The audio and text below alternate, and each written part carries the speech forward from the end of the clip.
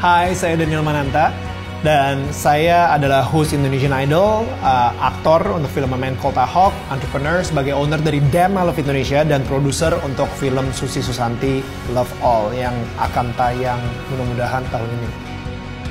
Gue selalu percaya kalau misalnya Tuhan itu mempunyai rencana yang sangat besar sekali buat gue, gitu. Dan setiap kali ada orang yang datang ke gue ketika lagi ngobrol sama gue, mereka bilang, wah Nil, lu suatu saat ini bakal jadi orang yang hebat gitu. Dia bilang kayak gitu kan.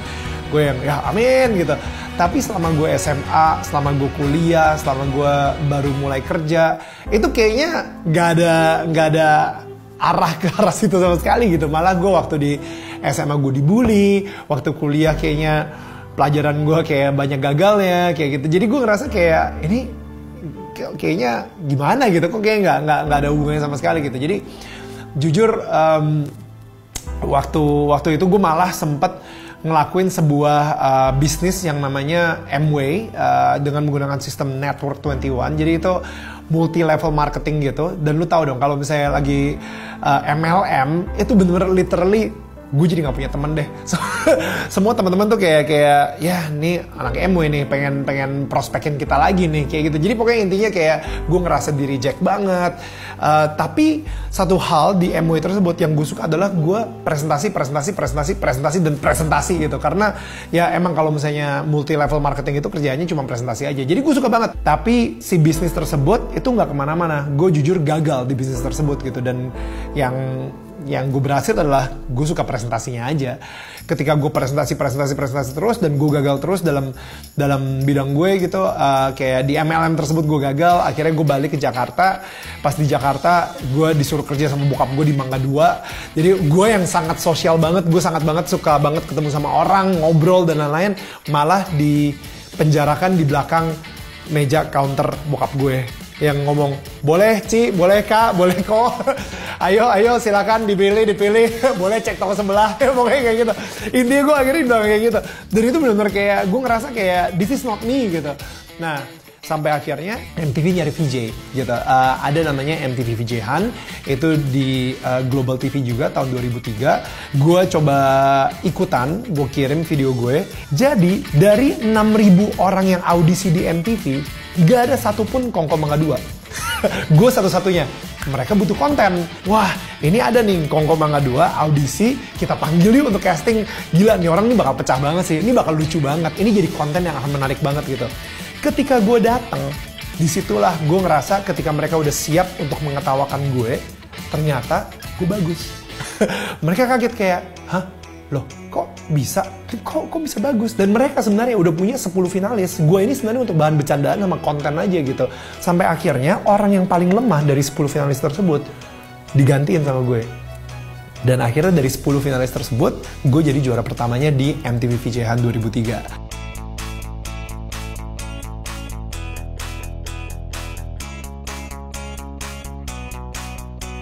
Gue pernah kehilangan identitas gue tahun 2012 ketika Regina yang menang. Tahun 2012 saat itu gue karena gue tidak bijak untuk menggunakan suara gue akhirnya kena tumor jinak itu di pita suara gue. Nah karena gue kena tumor jinak tersebut, akhirnya suara gue hilang. Itu literally suara gue kayak gitu, kayak gini gitu kan.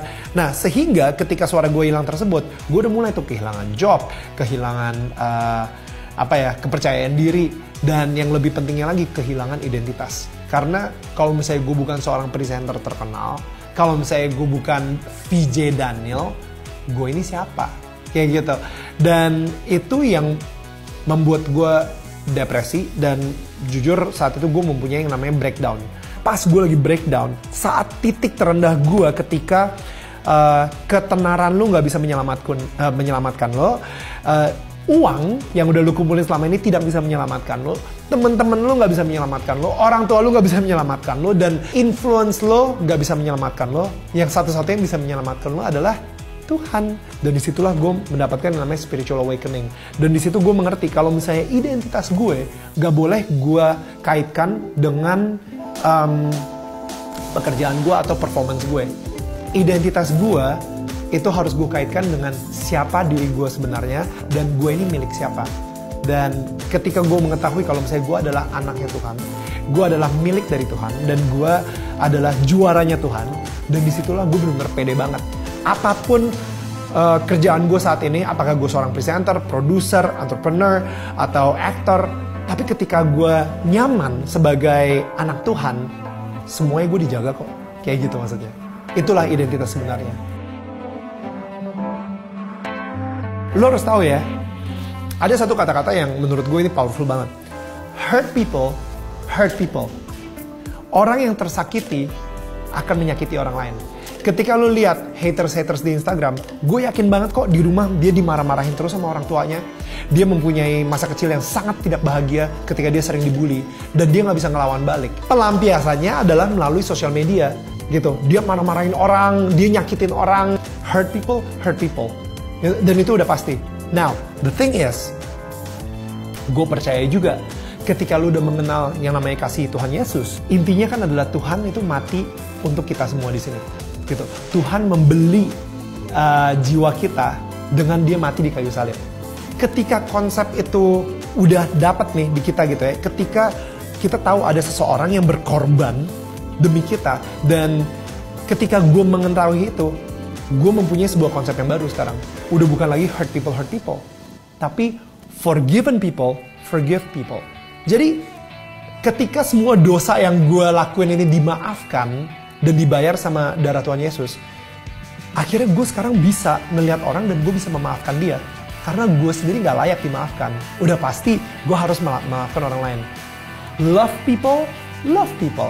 Gue ngerasa selama ini gue dicintain banget sama Tuhan. Sehingga akhirnya gue bisa mencintai orang-orang lain juga. Jadi sekarang ini konsep gue adalah karena Tuhan Yesus sayang banget sama gue juga pengen banget mengembalikan rasa sayang itu kepada Tuhan Yesus. Untuk anak-anak muda di Indonesia gitu ya, dan gue sangat yakin banget Tuhan mempunyai rencana hanya yang terbaik buat lo. For I know the plans I have for you, declares the Lord. Plans to prosper you and not to harm you. Plans to give you hope and a future. Nah, jadi kata-kata prosper ini itu adalah memberikan semuanya, abundance. Jadi kayak misalnya, lo pikirin deh, kesuksesan yang terbesarnya itu untuk kita semua yang ada di sini. Cuman yang lebih penting harus diingat adalah kadang-kadang kita meragukan itu, gitu. Kita sendiri meragukan. Padahal Tuhan itu udah pengen memberikan kita semua blessing-blessingnya yang sangat luar biasa ke kita. Karena kita meragukan, yang ada kita mulai tuh dengerin orang-orang di sekitar kita. Dan orang-orang di sekitar kita, mereka itu punya problem yang sama. Mereka juga khawatir dan mereka meragukan diri mereka sendiri juga gitu. Jadi gue saat ini sering banget, yes, gue akan mendengarkan orang-orang di sekitar gue. Tapi lebih penting lagi, gue harus mendengarkan apa kata Tuhan ke gue. Karena Tuhan itu hanya ingin memberikan yang terbaik buat kita. Now, lebih penting, dan ini penting banget, apa yang bisa kita kontrol, apa yang bisa kita lakukan, kita memberikan yang terbaik dari yang terbaik. Kita memberikan standar yang excellent, ya. Tapi apa yang kita tidak bisa kontrol, kita berikan itu ke Tuhan. Kita percayakan itu semuanya ke Tuhan, dan Dia akan memberikan ke kita excellent, ya kan? Spirit of excellence juga, gitu. Jadi ketika kita mempunyai hubungan dan kerjasama tersebut dengan Tuhan, gue yakin banget kita sama-sama akan membuat sebuah situasi yang sangat, atau sebuah environment yang sangat excellent, kayak gitu. Dan ini artinya kita akan membuat dunia ini menjadi lebih baik lagi karena hati yang kita punya itu sesuai dengan hatinya Tuhan.